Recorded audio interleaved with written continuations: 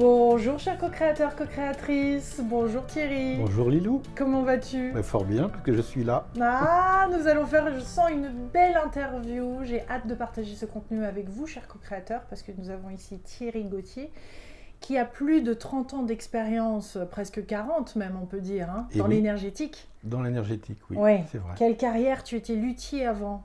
Oh, il y a longtemps, oui. Il y a longtemps. Oui, 40 ans. Tu presque. construisais des harpes, des vielles, oui, c'est vrai. Magnifique. Ta vie a bien changé après un événement assez tragique, ou en tout cas quelque chose qui est venu te bousculer, toi et ta famille, hein, il y a 40 ans de ça. Oui, j'ai découvert la géobiologie par une maison.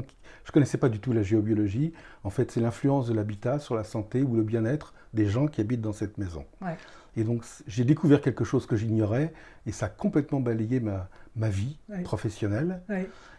Mais en fait, le côté musique a été favorable parce que j'ai découvert l'univers des vibrations sonores et après, je suis passé dans l'univers de la vibration, de l'énergie vitale. Et ça m'a beaucoup aidé. Ouais. Vraiment. On va en parler. Ton livre « Déployer votre énergie vitale chez le Duc ».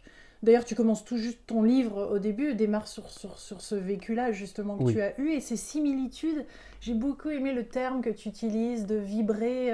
La vibration sympathique. Sympathique, la vibration sympathique. Oui. Parle-nous de ça comme un instrument, justement, ce parallèle entre les instruments et les êtres humains.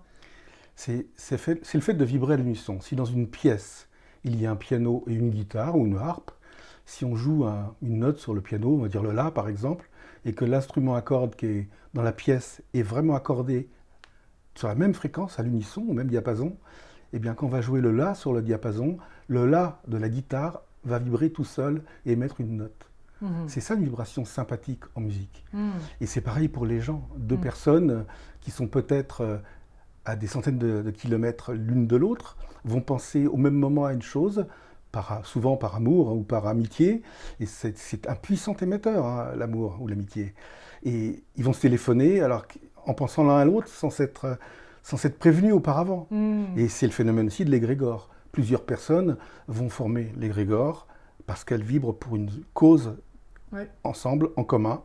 Et ça, là, il y a un égrégore créé entre nous. C'est la sympathie. Là, on s'est rencontrés il n'y a pas très longtemps. C'est tout frais. C'est tout frais. Mais on se connaît depuis longtemps, quelque part, sur un plan énergétique. Mais on va faire quelques petits rectificatifs par rapport à justement cette énergie, parce que tu en parles dès le début de ce mot qui est utilisé un peu n'importe comment. Ça t'énerve ? Non, parce que je l'ai fait aussi, l'utiliser comme il est utilisé un peu trop souvent. Je parlais, il y a 40 ans, je parlais des énergies. Et en fait, en étudiant de plus près, parce que dans l'invisible, il faut être cohérent. Justement parce que c'est invisible. Il faut être assez pragmatique. Et c'est vrai que dans l'invisible, qu'est-ce qu'on peut voir ? Le résultat de ce qu'on fait. Donc, pour revenir à l'énergie, on parle des énergies, mais en fait, il n'y en a qu'une énergie. L'énergie vitale, celle que les acupuncteurs vont décoincer sur les méridiens avec leurs aiguilles, celles que les gens du Feng Shui vont favoriser l'entrée dans l'habitat, et ralentir son flux ou l'activer si besoin. L'énergie vitale qui anime toute la nature en fait, hein, les arbres, les fleurs, l'herbe, nous, cette énergie notre corps énergétique, c'est l'énergie vitale qui la parcourt. Et quand on parle de l'énergie, par exemple, si on prend le cas des pierres, on dit les pierres ont des énergies différentes, pas du tout. Les pierres ont des informations. Ou un endroit a une mauvaise ou bonne énergie, ou cette personne a une mauvaise ou bonne énergie, rien que ça déjà. Oui, alors c'est un amalgame, voilà, on a pris un mot pour généraliser, alors c'est des choses très différentes. Donc l'information d'un lieu ou d'une pierre ou d'une personne peut être différente, mais c'est l'énergie vitale qui porte cette information. La pierre toute seule, elle a cette information, mais si l'énergie vitale n'était pas là, on ne s'en rendrait pas compte. L'énergie vitale nous l'apporte. C'est pour ça que les gens mettent leur bracelet ou leur collier contre leur corps, pour que l'énergie du corps éthérique la véhicule partout et apporte ses bienfaits, les vertus des pierres. Par exemple, si on prend le cas des pierres. Maintenant, pour revenir aux maisons, ça dépend de ce qui s'est passé dans la maison. L'énergie du lieu va porter cette information. Voilà. Mais il n'y a qu'une énergie, l'énergie vitale. Et dans teintée d'une information, en fait. C'est comme la magie noire ou la magie blanche, finalement, elle utilise cette même énergie vitale qui est teintée d'une information négative, ou on peut dire, ou positive. Voilà, il y a des gens qui ont des rituels, ils connaissent des formules magiques, on va dire, et qui peuvent demander à l'énergie de porter cette information vers une personne. Ils ont une influence grâce à l'énergie vitale. C'est tout simple, en fait. Hein. Mais il n'y a qu'une seule énergie. L'énergie vitale. Et quand cette énergie-là, alors, parce que ton livre est très très intéressant, quand cette énergie vitale, elle ne circule pas librement, justement, ce qui est le cas dans nos vies, je suppose, d'incidents de parcours, de blessures, de choses qu'on aurait pu vivre. C'est comme si cette énergie, elle ne circulait pas de manière optimum. Et dans le coup, on se privait de ce potentiel-là. Ah, il nous porte énormément, parce que sans lui, quand on n'a plus d'énergie, c'est qu'on n'est plus vivant. Hein. Donc il nous porte, il nous permet de créer, de se déployer. Hein. Oui. C'est vrai que c'est le titre du livre, mais ça nous permet de nous déployer, oui. de faire notre réalisation, notre parcours, notre cheminement. Alors il y a des moments dans la vie où l'énergie peut être faible. Oui. C'est un affaiblissement, un appauvrissement. Oui. Alors ça peut être dû à différentes raisons. C'est-à-dire qu'on ne se relie pas assez à l'énergie environnante. On va passer dans la nature, on mange des aliments qui sont peu porteurs d'énergie, parce que c'est des aliments dénaturés, peu frais. C'est vrai qu'un aliment... Quand on ingère un aliment frais, on se nourrit en énergie aussi. Ça, faut bien le comprendre. Il faut manger le plus possible des aliments frais.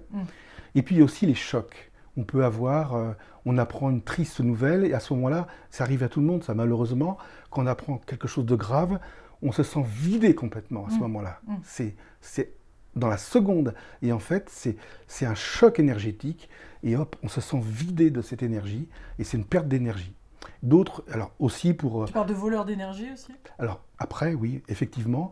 Alors avant les voleurs, il y a aussi les pertes d'énergie. Par exemple, on a une opération, on a une blessure. Eh bien, l'énergie, quand on a une blessure, va s'en aller, va fuir comme un tuyau qui est percé. C'est pour ça que les magnétiseurs vont colmater la fuite. À travers les cicatrices, hein. Oui, ouais. Voilà. Et puis autrement, il y a les voleurs d'énergie, les fameuses personnes, et les gens sensibles notamment sont des bons sujets pour ces gens-là. On va rencontrer quelqu'un dans la rue ou en faisant ses courses qui va vous raconter tous ses malheurs. Et puis quand il va partir, nous on va être complètement vidés, fatigués, et la personne sera en pleine forme. Inconsciemment, parce que c'est pas volontaire, elle a perçu la sensibilité de son interlocutrice ou de son interlocuteur pour lui déverser ses problèmes, tout comme si un voyageur donner ses valises très lourdes à un autre voyageur et après part tranquillement pour courir. Et l'autre a les valises à porter. Ben, c'est ça. Les gens sensibles sont repérés très facilement par les gens qui veulent déployer, qui veulent remettre leurs problèmes aux autres. Ouais. Bon, il y a plein de façons de faire et on en parlera aussi un petit peu plus tard. Mais justement, le fait d'avoir ces carences énergétiques, ça a un énorme impact sur notre quotidien. Oui. Et ça nous... Et on n'est pas au contact de notre potentiel maximum. Ah ben on se coupe. On se coupe trop. Ouais. Et c'est vrai qu'aujourd'hui, dans notre façon de vivre, on est dans une civilisation, une époque où on se coupe de plus en plus. Et c'est pour ça qu'énormément de gens ont besoin de renouer à l'énergie vitale et qu'ils cherchent à travers différentes disciplines, hein, que ce soit l'alimentation saine, que ce soit le Reiki, que ce soit plein de choses. Ils cherchent une réponse à c'est une vraie famine. Il y a encore 50-60 ans, les gens avaient un potager, ils allaient dans leur jardin, ils sortaient plus souvent pour se promener en pleine nature. Aujourd'hui, l'écran, même s'il peut être très utile, c'est un bon outil. Mais l'écran, il y a abus. On use, mais maintenant on abuse. Et beaucoup de personnes passent trop de temps sur les écrans au lieu d'aller tout simplement se promener ou même partager des conversations avec d'autres. Ils sont arrivés sur l'écran qui, lui, n'apporte pas d'énergie. C'est l'échange. C'est prodigieux. Quand les humains partagent une même passion, ou même, ça peut être une promenade, ça peut être une discussion, ça passe dans les yeux, ça passe dans le verbe, dans le souffle, et là, on se sent fort après. C'est l'énergie vitale qui passe d'une personne à l'autre, et on la dynamise. Mais qu'est-ce qui fait qu'on la repousse, ou on la bloque, ou elle ne circule pas à tout instant? C'est quand même notre droit d'être humain de... Ben oui, mais parce qu'on vit dans un monde où on nous apprend, alors, on nous l'apprend inconsciemment, mais on nous met dans la peur. On nous met dans la peur. Enfin, quand on allume la télévision, souvent on fait peur aux gens. On n'est pas dans le... Et on est dans cette peur-là et les gens se referment. Donc ils font des bulles. Le moyen de se protéger face à des gens, par exemple, qui viennent vous voler votre énergie, c'est de créer une bulle pour pas que ça passe. Qui puissent vous tirer votre énergie. Eh bien, les gens, maintenant, beaucoup de personnes, et ça se voit notamment dans le métro, mais il n'y a pas que le métro, dans la vie de tous les jours, eh bien, on a presque peur de son voisin, malheureusement. Donc, on se ferme, Et si quelqu'un est trop gentil, on va se dire, mais qu'est-ce qu'il me veut celui-là?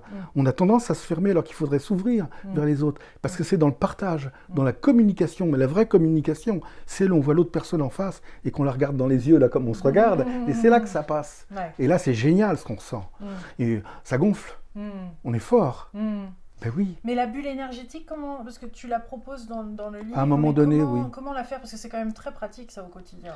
Alors, oui, ça fait partie de la panoplie des protections contre les voleurs. Ouais. On voit quelqu'un, par exemple, qu'on va rencontrer en course, comme j'ai dit tout à l'heure, ou dans la rue. Eh bien, si la personne commence, on sent, on n'a pas envie de l'écouter, mais on est forcé de l'écouter, parce que pour certaines convenances. Et à ce moment-là, il faut visualiser autour de soi, comme si on était dans un œuf. Ou une bulle de savon, tu dis. Ou une bulle de savon. Transparente. Ouais, transparente, mais lumineuse, dans laquelle rien de négatif ne peut rentrer. Et on s'y protège.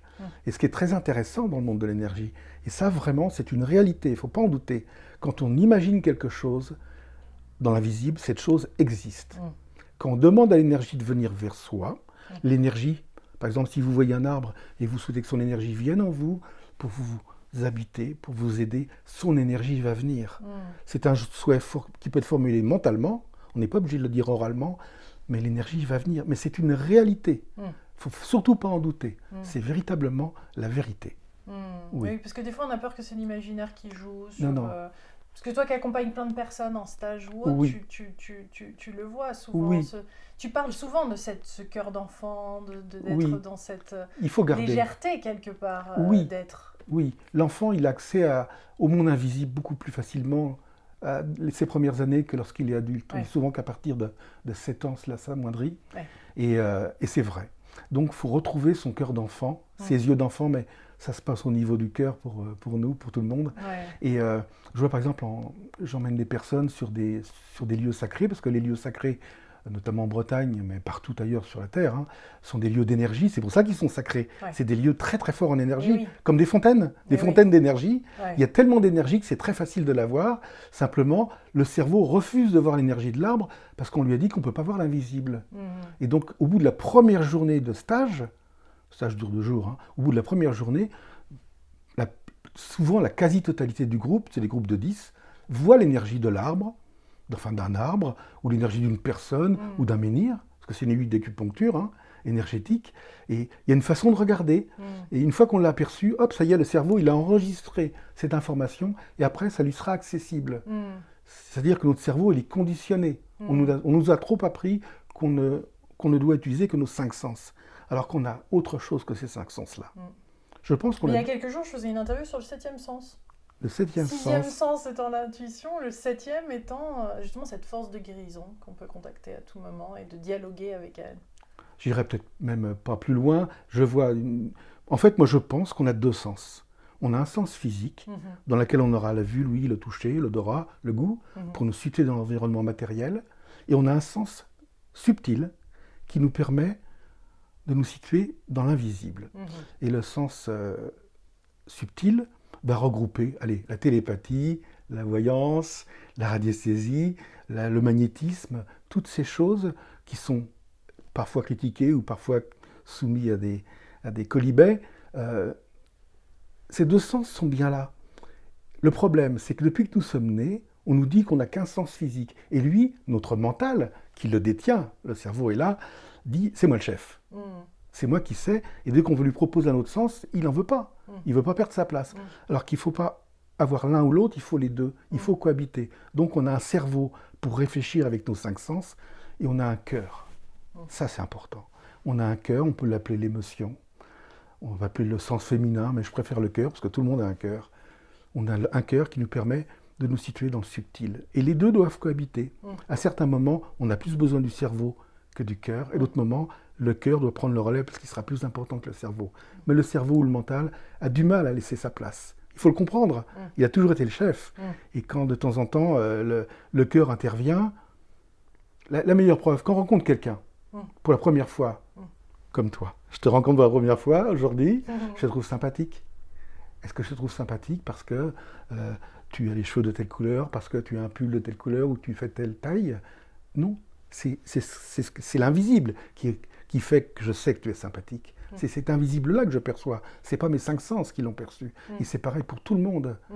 C'est l'invisible d'une personne, c'est-à-dire son rayonnement qu'on perçoit, cette information invisible, son état, en fait, son vrai état d'esprit. Et c'est ça qu'on perçoit, qui me dit, en une fraction de seconde, sans dire un mot, cette personne m'est sympathique. Ouais. Oui. Avant même qu'il y ait d'autres informations qui viennent, c'est-à-dire par rapport à notre passé, ou de communication, ou d'informations qu'on a reçues. Bien sûr. C'est-à-dire que c'est pas évident d'être juste à cet instant-là, dans cette pureté de reconnaissance et d'information qui vient à nous. Ça t'est arrivé. Avant même que le mental, Ça t'est arrivé, ça arrive à tout le monde. Très souvent, bien sûr. Mais on passe vite à côté parce que voilà, dans le monde de tous les jours. Oui, mais la vie peut être faite complètement en tenant compte de ça. Et ça arrive bien plus souvent qu'on ne l'imagine. Oui, pour plein d'événements. On a un projet et il y a un truc, ça je le sens pas. Et après, oui, mais finalement, financièrement, ça va être intéressant, on va le faire. Et c'est pas ça qu'on veut faire. Il faut aller là où on est appelé, il faut laisser l'émotionnel, le cœur, le ressentir. C'est lui qui nous guide. Oui. Certains, les Mexicains, parlent de la joie, de cette alegria, tu vois, qui les guide finalement. Oui.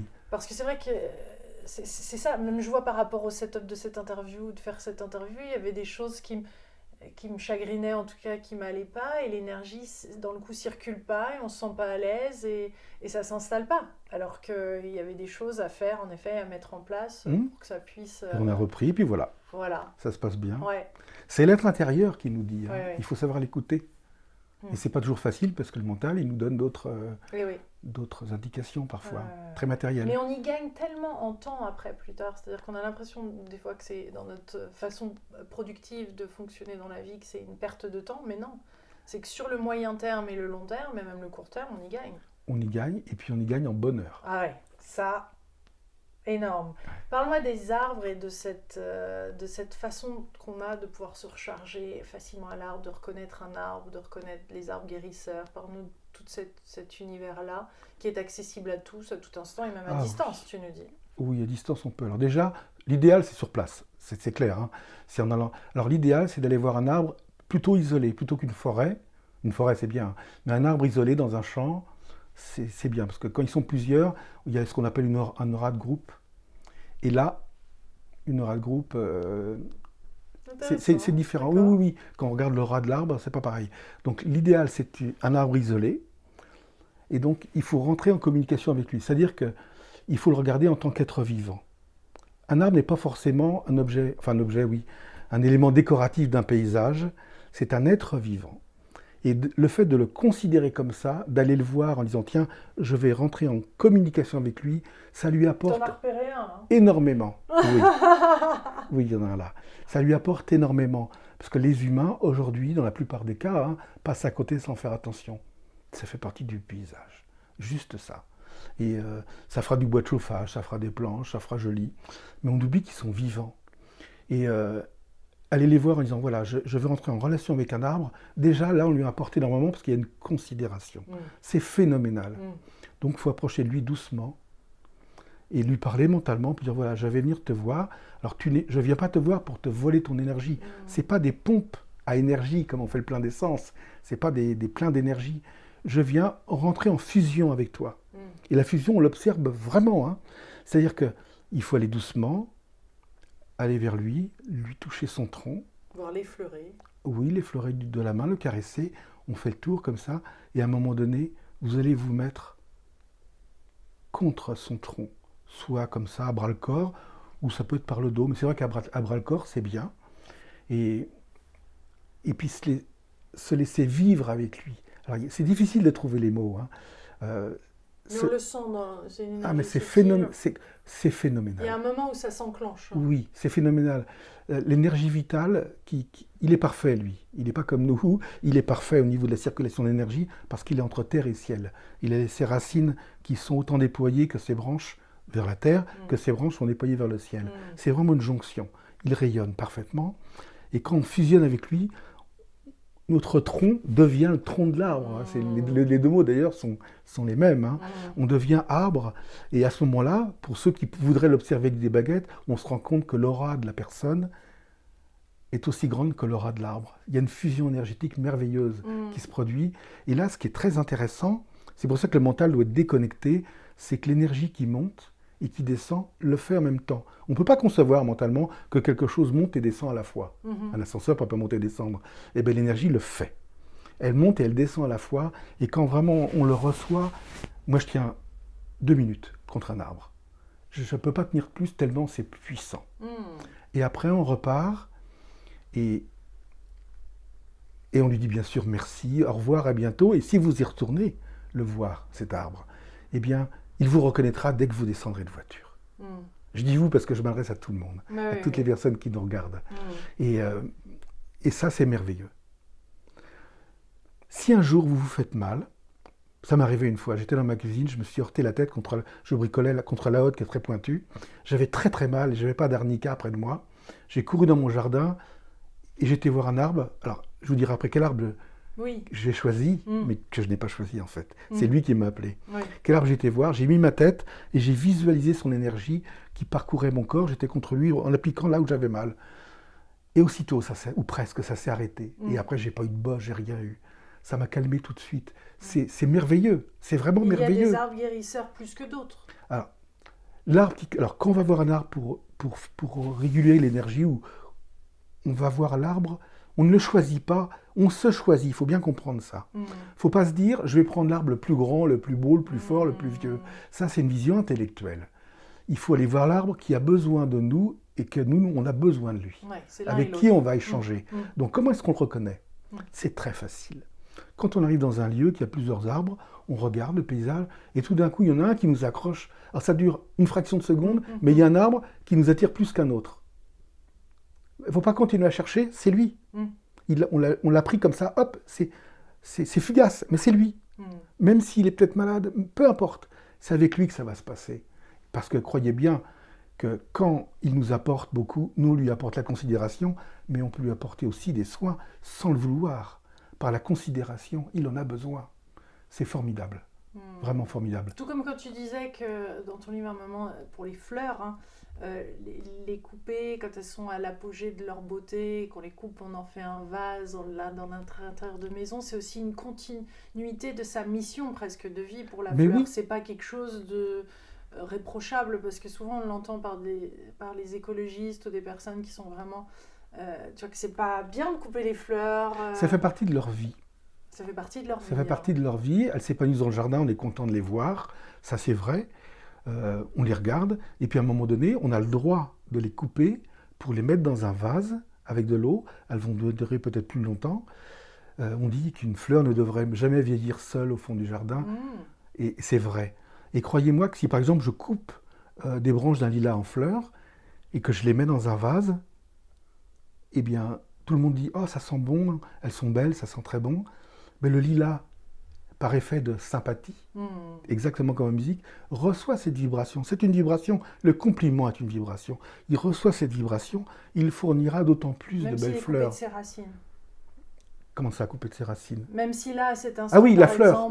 On a la fleur qui est dans un vase, elle est en lien quand même. Elle est toujours en lien avec lui. Elle est toujours en lien avec lui. Et on le complimente à travers la fleur qui se trouve dans un vase. Il reçoit ce compliment et il n'en sera que positif. Il fleurira encore d'autant mieux. Croyez-moi, quand on les aime, ils fleurissent. Ouais. Il faut les aimer, les végétaux. Comme tu dis, les mains vertes, la main verte, bah oui, finalement, ça se comprend logiquement. Ah mais oui. Les personnes... Et il y a plein de gens qui ont la main verte et qui l'ignorent. Ouais. C'est une histoire d'amour. Ouais. J'avais fait venir chez moi... Comme beaucoup de choses, hein. Comme tout d'ailleurs. Comme tout. J'avais venir chez moi, dans ma dernière maison, une pépiniériste qui, pour faire un plan, pour faire une haie, et elle m'a dit, elle ne savait pas ce que je faisais du tout, elle m'a dit, je vous demande qu'une seule chose, je vous ai fait un plan avec différents cultivars à planter, s'il y en a un qui ne vous plaît pas, il faut me le dire. Et je lui dis, mais pourquoi? Parce que si vous ne l'aimez pas, il ne va jamais pousser. Et c'est comme ça que ça marche. C'est vrai. Hein. Ouais. J'ai appris quelque chose sur les galets. En fait, tu parles de ces galets guérisseurs. Je ne connaissais pas cette, on peut dire, technique ou outil, ou en tout cas l'aide que les galets peuvent apporter. Alors, quand tu l'expliques, bien sûr, ça apporte tout son sens, mais de même le déplacer et de trouver le bon endroit, ça c'est pour être très précis. Ouais, mais c'est ça qui est intéressant, justement, c'est qu'il y a des précisions. Tu es très précis dans ton livre sur des choses, et c'est ça qui est très agréable. Bah oui. Enfin, qui est important, même. Parce que ça devient, pour le coup, l'invisible, comme tu dis, un résultat après. Ben oui, c'est parce que j'ai beaucoup vu de mégalithes depuis 40 ans. Ouais. J'ai vraiment étudié au maximum. Dans ce en plus. Oui, j'étais exprès habité en Bretagne pour les étudier de près, puis en Irlande. Et un mégalithe, c'est pas une pierre, simplement. C'est une pierre, mais posée dans un certain sens, une certaine orientation, à un certain endroit, pour une cause bien déterminée. Donc pour revenir au galet, le galet, c'est génial en fait. Faut le comparer à un granule homopathique. Il a tourné, il est devenu rond parce qu'il a tourné soit au fond de l'océan, soit au fond du torrent, par le mouvement de l'eau, pendant des dizaines d'années. Il faut des dizaines d'années pour faire un petit galet qui est bien arrondi. Il a tourné, donc il a ce mouvement dynamisant en lui. Il a vraiment cette information-là. C'est normal. Tout objet a l'information auquel il est soumis pendant des années. Ouais. Donc il a cette information-là, et si vous avez mal, un endroit où vous avez mal, vous prenez le galet, vous le posez en demandant à l'énergie qui passe dans votre corps éthérique de passer votre mal au galet. Et c'est vrai que ça marche, mais on peut améliorer ça en cherchant. C'est-à-dire on prend le petit galet et on le fait tourner pour appuyer tous les endroits du galet, les faces, les côtés. Et il y a un moment où ça marche encore mieux. C'est là qu'il faut le mettre. Il faut chercher son point de rencontre avec là où on a mal sur le corps énergétique. C'est très efficace. Oui, c'est comme ce petit déclic subtil, mais qui va bien et qui fait toute la différence. Oui. Pour tout, finalement. Pour tout. Quand on parle de l'énergétique, c'est souvent ce petit il faut basculer. On peut quand même passer à côté. On peut passer à côté, il faut basculer vraiment dans la cohérence énergétique. Voilà. Et c'est là qu'on le fait, exactement. Ouais. Ça s'affine au fur et à mesure des années. Ça vient. Pour certains, ça prend des années. Pour d'autres, ça peut aller plus vite. Et alors l'intention, j'aimerais parler avec toi de l'intention parce que certains disent mais c'est dommage d'utiliser des intentions parce que ça teinte justement et ça enlève une partie de ce que ça pourrait être finalement de ce que cette force vitale veut insuffler ou veut partager avec nous. Le fait de mettre une intention, qu'est-ce que tu en penses parce que tu en parles quand même beaucoup de ces intentions et c'est là où de l'importance. Pour un lieu ou quand tu parles de l'habitat justement de nettoyer énergétiquement un lieu ou de le rééquilibrer ou de le remettre en harmonie, tu as une intention. Avec le galet aussi, tu as une intention finalement. Alors l'intention, oui, c'est un arbre aussi, comme tout à l'heure. C'est-à-dire là, tu parlais tout à l'heure. C'est faire une demande à l'énergie. Voilà. Et l'énergie, si je demande à l'énergie d'un arbre, si par exemple je ne peux pas aller vers l'arbre parce que c'est un jardin public et je n'ai pas le droit de marcher sur la pelouse, je vais demander à l'énergie de l'arbre de venir jusqu'à moi. Voilà. Et elle va venir. Donc je vais imaginer cette énergie qui coule, telle une sorte de brouillard luminescent qui vient jusqu'à moi. Mais en l'imaginant, ce brouillard vient jusqu'à moi et va m'habiter. Oui, ça c'est une demande. Mais je parlais plutôt de l'intention où vraiment il y a... par exemple, mon intention est de recevoir cette énergie-là, ou mon intention est de... tout à l'heure, quand tu parlais d'être contre cet arbre et de recevoir, tu peux dire par exemple, mon intention est de recevoir cette énergie là où elle doit être reçue dans mon corps, par exemple. C'est une demande en fait. C'est une demande. C'est une demande. C'est une demande. Est-ce qu'il y aurait des cas de figure, alors à ce moment-là, d'intention qui pourrait justement, là aussi, mettre un bouclier ou mettre un...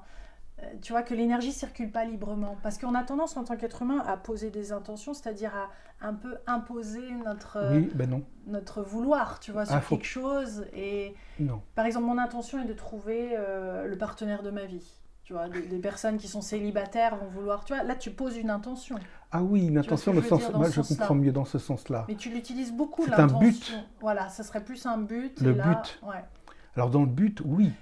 Mais quand on a une intention donc, pour finaliser quelque chose, on doit imaginer non pas les moyens dont on a besoin, mais la finalisation de ce qu'on pourra faire dans l'invisible avec. Je m'explique. Et même l'émotion, ce qu'on va ressentir à le vivre. Oui. Une fois accompli. Imaginons par exemple que quelqu'un décide d'être potière. Une personne veut être potière ou potier. Se dit, moi, j'ai des problèmes d'argent, mon problème c'est de trouver de l'argent pour devenir potier ou potière, pour acheter le four et tous les outils. Ça ne marchera pas. Enfin, j'espère que ça marchera, mais ce n'est pas la meilleure intention. L'intention ne doit pas être tournée vers le matériel, mais vers l'immatériel. Parce que c'est dans la création qu'on a chacun notre part de divinité. Donc il faut que la personne se visualise en train de faire des pots en terre, par exemple, si c'est pour être potier ou potière, et de voir le plaisir qu'elle aura à le faire. Et c'est ce plaisir-là, quand elle visualisera ce plaisir-là, cette joie, on est toujours dans le cœur. Et le ressentir dans son corps. Voilà, bien sûr. C'est en visualisant ce désir profond-là que tout ce qui va être physique, l'argent, les démarches, tous ces éléments qui sont très matériels vont venir d'eux-mêmes. Mais il ne faut pas les demander. Il ne faut pas demander d'argent. On nous dit parfois, on m'a souvent dit, l'argent est une énergie. Ce n'est pas vrai du tout. L'argent, c'est un outil. C'est un outil comme un marteau est utile pour enfoncer un clou. Juste ça. Ce qui compte, c'est ce qu'on va accrocher au clou pour mettre le tableau qu'on va accrocher. C'est ça. C'est pas le marteau. Et c'est pas l'argent non plus. L'argent viendra là-haut, ils savent tricoter les choses, comme je dis toujours, très bien, pour nous aider à arriver jusqu'à l'aboutissement de notre cheminement spirituel. Parce que c'est ça la création. C'est la part de divinité. Hein. Donc il nous aide. Il ne faut pas douter. Alors, par contre, on peut avoir des freins. On peut se dire, est-ce que je vais y arriver? C'est ça le lâcher prise. À un moment donné, il faut le faire. Il faut quand même avoir les pieds sur terre, il ne faut pas partir non plus n'importe où dans toutes les directions. Mais quand vraiment on se sent attiré vers un cheminement, il faut se dire, j'y vais, je vais réussir. Et on peut réussir des choses. On dit bien qu'il y a des gens qui réussissent l'impossible parce qu'ils ne savaient pas que c'était impossible. Hein. Eh bien, c'est ça. Et une nouvelle vie se fera eux où il y aura du bonheur. Oui, j'allais te demander quel est le truc le plus fou que tu as fait comme ça, qui a vraiment révélé tout ça, mais j'ai tout de suite pensé à ce moment il y a 40 ans où tu as déménagé, et c'était incroyable. Parle-nous de ce moment. J'ai quitté un métier qui rapportait, j'étais dans la musique, il marchait bien, ça se passait très bien, et j'ai tout plaqué pour m'installer géobiologue. J'ai pris une feuille de papier. Parce que tes deux filles étaient en mauvaise santé. Qu'est-ce qui se passait dans cette maison que vous aviez choisie? Eh bien, on était dans une maison. C'est ça qui est incroyable, c'est ce changement de lieu et que instantanément, presque 2 ans plus tard, d'après ce que j'ai compris. On m'a jeté dedans, moi. Mais c'est souvent comme ça, la vie. Mais on ne se rend pas compte que des épreuves arrivent pour nous jeter dans une direction. Parfois, on se cramponne. Hein. Et le train passe pas souvent en gare. Il faut savoir monter dedans au bon passage. En fait, oui, c'est ça. Moi, j'étais dans la musique, tout allait bien, je gagnais bien ma vie. Et on habitait une maison. Et là, du jour au lendemain, on a commencé à avoir, mais vraiment du jour au lendemain, à avoir des graves problèmes de santé. Vraiment graves. Tous les 4.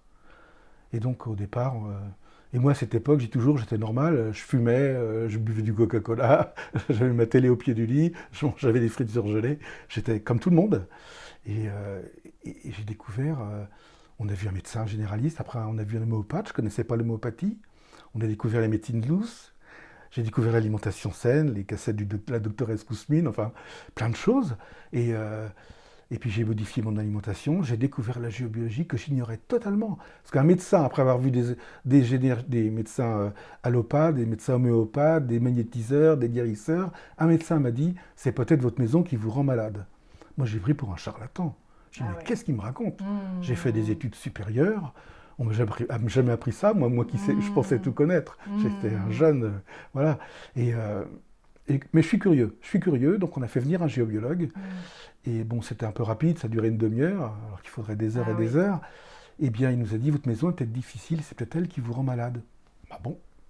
Deuxième fois que j'entends ça. Alors donc, attention. Ça t'a interpellé. Ça m'a interpellé, donc j'ai été voir dans une association, il y avait une affiche à la Biocop, parce que je mangeais bio, à partir de ce moment-là, il y avait une affiche stage de géobiologie. J'y suis allé. Et puis là, je dis, mais c'est passionnant. Et c'est pas de l'utopie, quoi. C'est pas des gens qui pensent n'importe quoi. C'est des professionnels, c'était sérieux. Ils parlaient de cas précis, de gens malades ou des gens qui dormaient mal. Et là, ça m'a passionné. Et puis c'est devenu, ça a envahi. C'était mon chemin. Ouais. Et on a dû déménager de cette maison. Et un an après, un an de galère, 3 semaines après, tout était réglé. C'était bien la maison.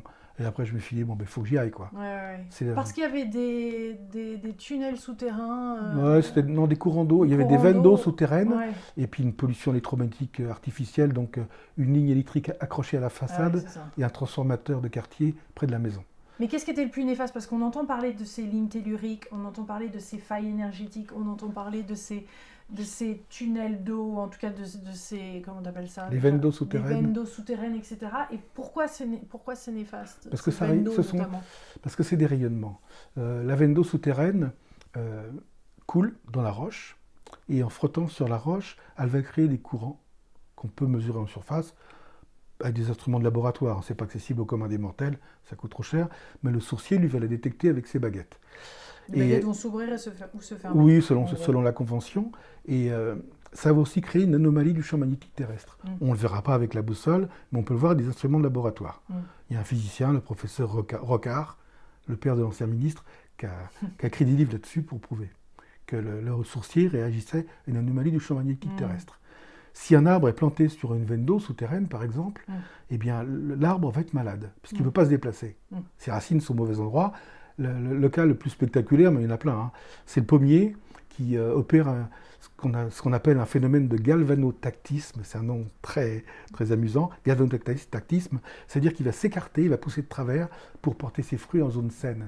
C'est beau. Il ne peut pas porter ses fruits en zone perturbée, donc il va donner naissance à ses pommes hors des rayonnements. C'est ça, c'est que tu expliques l'eau comme l'énergie finalement ne va pas à l'encontre, elle se contourne, l'arbre il s'écarte. C'est-à-dire que voilà. L'arbre il s'écarte des rayonnements dus à l'eau. Hein, et nous on devrait, autrefois on le faisait, hein, on disait il faut mettre la tête de son lit au nord, mais si on mettait aussi les lits en dehors des courants d'eau. Et mais maintenant, on oublie pour plein de raisons, parce qu'il n'y a plus beaucoup de terrain à construire, et les chambres sont moins grandes qu'avant. Et donc, parfois, on met le lit au mauvais endroit, on est dans des rayonnements toute la nuit. Et ça, c'est fait des années. Là, pendant des années, parce que les rayonnements de l'eau, dans un premier temps, mais il n'y a pas que ça, hein, mais ça, on l'a vu en laboratoire, vont multiplier par 3 les sécrétions de la thyroïde. Ça dérègle la thyroïde, et les surrénales vont envoyer de l'adrénaline 3 fois plus, toute la nuit. C'est pour ça que les gens qui dorment sur de l'eau se réveillent fatigués le matin au réveil. Il suffit de déplacer le lit, ça va mieux. C'est fou, hein. Ouais. Donc ça, c'est des rayonnements naturels. Et puis maintenant, on est submergé par les rayonnements artificiels, des portables, du Wi-Fi, des antennes relais, de tout ça. On en a mis un peu partout. Voilà. Et ça a bien changé. Moi, il y a 30 ans, il me fallait 3 heures pour faire une étude de maison, 3h30. Maintenant, il me faut 6 heures. Parce qu'il y a énormément d'appareils qui rayonnent. On veut du sans-fil partout. Et en fait, il y a des solutions. Alors, il faut des solutions concrètes. Ouais. Il faut qu'on puisse mesurer avec un appareil pour la pollution électromagnétique. Et avant la mesure, avant d'intervenir, alors on a des solutions concrètes. Il y a maintenant des entreprises qui fabriquent des fils blindés. Il y a plein de solutions. Puis même l'information, comment choisir un téléphone moins rayonnant qu'un autre, ça c'est possible. Et on mesure après, on voit une différence. L'appareil, lui, ne se trompe pas. Et pour revenir au rayonnement tellurique, la meilleure solution sera toujours, il n'y en a qu'une pour moi, la plus efficace, si un lit est placé sur de l'eau, de déplacer le lit et le mettre en dehors des rayonnements de l'eau. C'est fondamental. On ne peut pas le laisser le lit au mauvais endroit. Jamais. Et des fois, tu es d'accord pour dire qu'il faut déménager comme ce que tu as fait, c'est-à-dire que c'est rarissime. S'acharnent. Je t'ai coupé, excuse-moi, mais c'est rare. Non, mais c'est ça, j'ai l'impression que des fois, certains se sentent pas bien dans une maison, tu vois. Oui, il ne faut pas prendre sa maison. C'est pas qu'on s'acharne, mais des fois, comme toi, la solution, des fois, c'est de déménager. Alors, ça n'a pas été la solution, ça s'est fait comme ça. Oui. Ça s'est fait comme ça. Ça aurait pu se faire peut-être autrement, mais c'est vrai que c'était un cas qui n'était pas facile. Nous, on est parti parce que la maison n'était pas grande, trop petite, et donc c'était un concours de circonstances, un faux hasard, comme on dit. Hein. Mais il faut... Quand les gens se rendent compte que chez eux, il y a des pollutions, par exemple, d'une manière soit électromagnétique, artificielle, ou soit des courants d'eau, il ne faut surtout pas prendre la maison en grippe. Elle n'y est pour rien. Il faut l'aimer, sa maison. Ça change déjà beaucoup de choses. S'il y a des pollutions électromagnétiques qui viennent de l'intérieur de l'habitat, on peut toujours y remédier. C'est quand ça vient de l'extérieur, ligne à haute tension, antenne relais, qu'on a des solutions, mais c'est plus compliqué. Mais quand ça vient de l'intérieur, on peut toujours agir parce que nous sommes responsables. Et dans 80% des cas, ça vient de nous. Donc à nous de déplacer la box, à nous de ne pas mettre le smartphone n'importe où, à nous de nous arranger. Pour les courants d'eau souterrains, on ne peut pas les enlever, quoi qu'on dise, on ne peut pas les dévier, quoi qu'on dise. Ce qu'on peut faire, par contre, c'est déplacer le lit. Donc il faut faire venir un géobiologue qui soit assez précis, parce que les chambres ne sont pas grandes pour dire, voilà, le lit est à tel endroit, maintenant on va le mettre à tel autre endroit, là où il n'y a rien. Parfois, il faut faire des petits sacrifices. Ça m'est arrivé, ça reste rare, de dire, ah bah oui, cette chambre-là, finalement, il faudrait mieux faire un local technique et non pas une chambre, ou une chambre d'amis éventuellement, pour une nuit ou deux, c'est pas méchant, et de transformer le bureau en chambre à coucher. Mais la maison n'y est pour rien, c'est nous qui avons mal choisi l'emplacement. Mais il peut y avoir quelque chose de l'ordre d'un égrégore négatif ou d'une...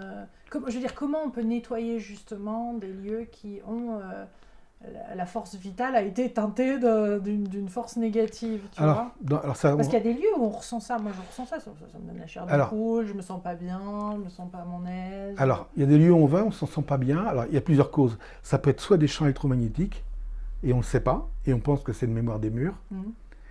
C'est pas facile de savoir. Hein. C'est pour ça que là, c'est intéressant d'avoir un pro qui va mesurer, ou ça peut être autre chose, des courants d'eau souterrains.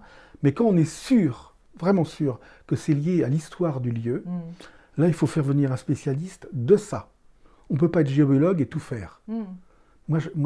Comment s'appelle un spécialiste de ça? C'est le problème. C'est le problème. Il n'y a pas de nom. Tu aimerais l'appeler comment? Alors, on ne va pas parler d'exorcisme parce que ce n'est pas des problèmes d'envoûtement ou de... Voilà, c'est pas ça du tout. Je dirais, c'est des... C'est lié à la mémoire du lieu. Ouais, c'est lié à la mémoire du lieu, vraiment. Donc c'est une spécialité faut quelqu'un qui ne fait que ça, parce que c'est pas facile du tout. C'est pas aussi simple qu'on le dit. Toutes les maisons, si vous voulez, c'est comme si tu veux, c'est comme un parfum. On rentre dans une maison, une maison d'occasion, une maison qui est habitée par des gens avant nous. On arrive, ces gens-là ont forcément imprégné le lieu. Mais les mémoires, c'est ça que je voudrais dire, les mémoires ne sont pas forcément négatives, les mémoires de mur. On parle toujours des mémoires de mur en pensant que c'est négatif. Mais non, il y en a qui sont positives, mais ne nous correspondent pas. C'est comme une note de musique ou un parfum. Ouais. On peut avoir une vibration différente. Donc on arrive dans une maison où une famille a vécu pendant 20 ans, on va ressentir la vibration des gens, qui sont peut-être des gens charmants, gentils, et on est mal à l'aise parce que ce n'est pas la nôtre. Ce n'est pas notre note, en quelque sorte. Donc qu'est-ce qui se passe? On ne va pas faire venir un spécialiste, ce n'est pas la peine. Ce qu'il faut, c'est aménager la maison. On va repeindre, par exemple, une chambre, et ce qui est très amusant, parce que je l'ai vécu plus d'une fois, quand on repeint, par exemple, en blanc, on a l'impression de gommer le passé, et de remettre, on repart à zéro. Parce que c'est vraiment ça. Hein. On prend possession. Physiquement, il y a... Oui, il se passe quelque chose. C'est quand vraiment, et ça, par contre, c'est très très rare. On habite une maison où il y a eu quelque chose de grave, de très grave. Là, il faut faire venir un spécialiste. Il ne faut pas essayer de le faire soi-même. Parce que c'est dangereux. Là, ce niveau subtil-là n'est pas facile. Et moi, personnellement, c'est pas ton truc. J'ai appris à le faire. Je l'ai fait pendant 1 an et j'ai arrêté. C'est pas mon métier. Moi, je suis géobiologue. C'est pas mon métier. On ne peut pas tout faire. On ne peut pas tout faire. Oui, et puis justement par rapport à déployer notre énergie vitale, c'est ça aussi, c'est ce qu'on va faire tous les jours, aussi bien dans notre alimentation, qu'observer un coucher de soleil, qu'aller voir les arbres. C'est tous ces gestes d'ailleurs que tu nous proposes, et tu pourras en nommer d'autres d'ailleurs, qu'on peut faire pour... c'est pas monter en taux vibratoire, mais c'est laisser cette énergie vitale se déployer au travers de nous. Oui, renouer avec elle, non pas qu'on ne veuille pas renouer, mais même si on habite dans une grande ville, on peut la trouver, cette énergie. Parce que c'est vrai que quand on prend le métro, on la cherche. Et on peut la renouer rien qu'en allant dans une rue où il y aura des arbres. Alors, rien qu'au passage, en traversant un parc ou en traversant une rue, en voyant des jardinières, ou regardant un fleuve qui coule, les tourbillons dans le fleuve, on regarde du haut du pont et on voit les tourbillons qui sont des vortex incroyables. Il suffit de les visualiser et d'inventer dans son imaginaire l'énergie du tourbillon qui vient jusqu'à nous et qui nous dynamise. La dynamisation, c'est formidable. Et là, ça fait du bien. Ou en se levant le matin, en ouvrant la fenêtre, ou même en regardant à travers la fenêtre, si on est alité, d'essayer de renouer avec un arbre qui est à l'extérieur et de visualiser cette énergie qui va venir. Et ça marche. C'est important. Mais oui, ou sur une photo qu'on a prise. Évitons les écrans. De se lier à une énergie en passant par une énergie électromagnétique, c'est pas la meilleure solution.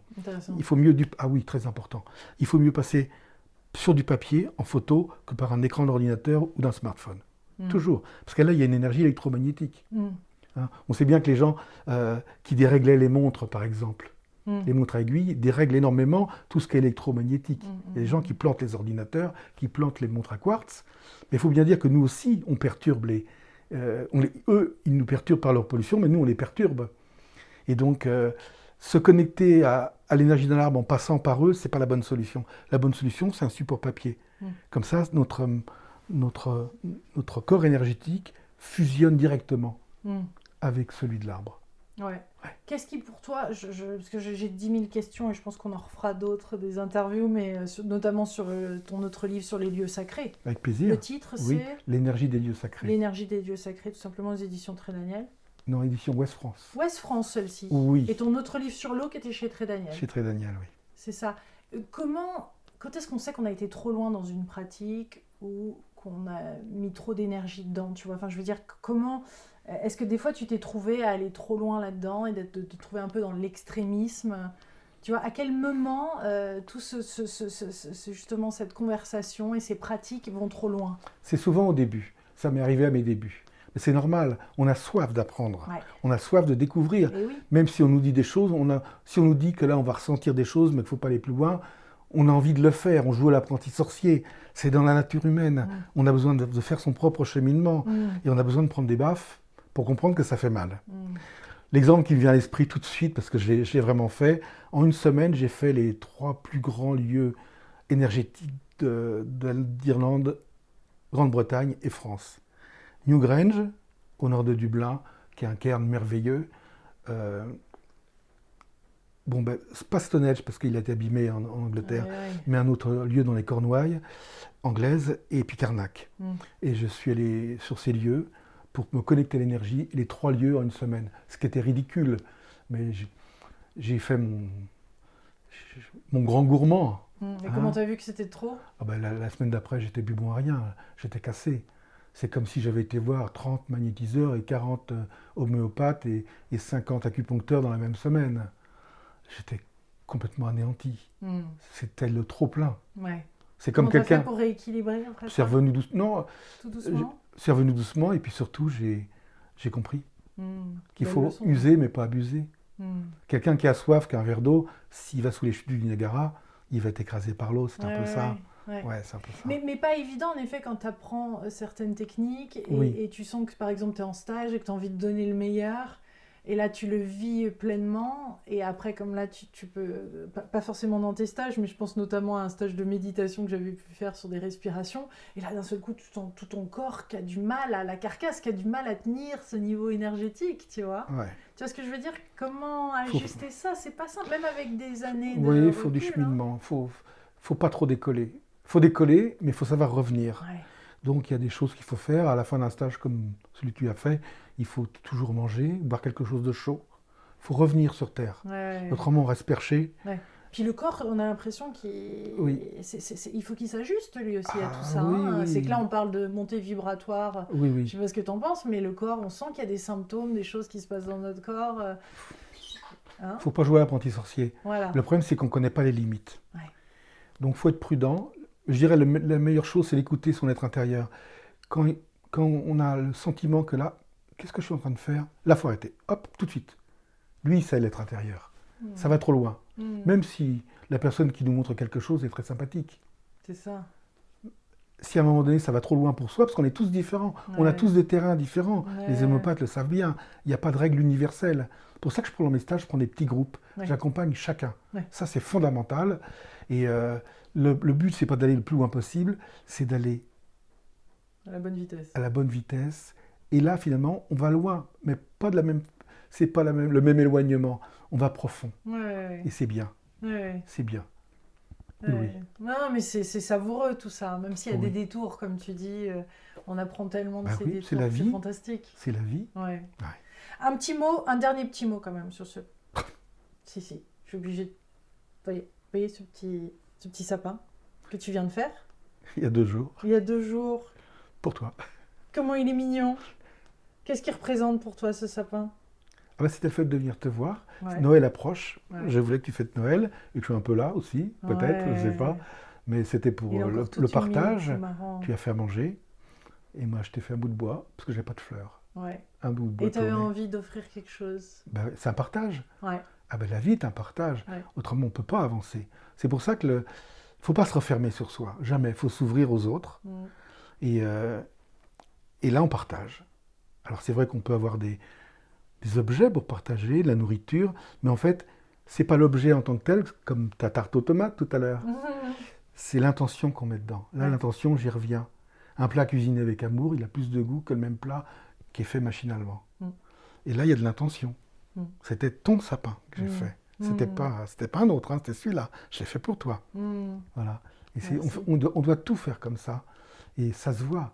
C'est vrai qu'on dit que le plaisir, c'est pas de recevoir, c'est d'offrir.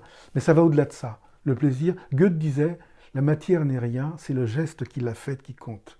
Et c'est le geste qu'on offre à travers le matériel qui est là. Merci beaucoup Thierry pour ce délicieux moment. Et merci à vous, chers co-créateurs, d'avoir regardé cette interview et de la partager, que c'est bon de parler de ces sujets librement. Oui, très agréable. Merci, déployez votre énergie vitale aux éditions Le Duc. Merci beaucoup. Au revoir Thierry. Au revoir Lilou.